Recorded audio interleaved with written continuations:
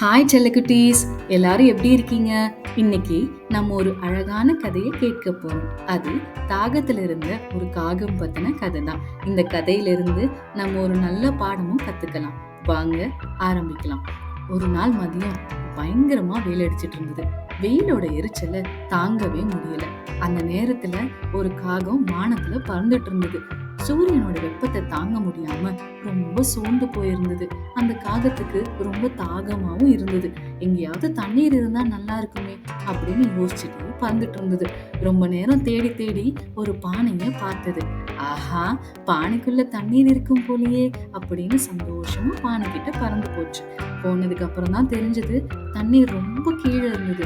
அது குடிக்க முடியாத அளவுக்கு தாழ்ந்து இருந்தது. என்னடா, ரொம்ப நேரம் கழிச்சு இப்பதான் நம்மளே தண்ணீரை பார்த்தோம், அதுவும் குடிக்க முடியாத அளவுக்கு இருக்கு.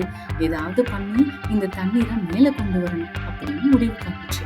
அப்படி யோசிக்கும் போது பக்கத்துல நிறைய சிறிய சிறிய கற்கள் இருந்ததை கவனிச்சுச்சு. உடனே காகத்துக்கு ஒரு யோசனை வந்தது. இந்த கற்கள் எல்லாம் எடுத்து நம்ம பானைக்குள்ள போடணும், போட்டா தண்ணீர் மேல வந்துடும் அப்படின்னு யோசிச்சுது. வேகமா போய் எல்லா கற்களையும் சேகரிச்சுட்டு வந்து பானைக்குள்ள ஒவ்வொன்றா போட ஆரம்பிச்சது. போட போட மெதுவா தண்ணீர் மேல வந்துட்டே இருந்தது.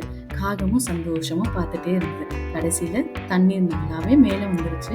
அந்த காகமும் நிம்மதியா தண்ணீரை மன நிறைவோட குடிச்சிட்டு புத்துணர்ச்சியோட வானத்துல பறந்து போச்சு.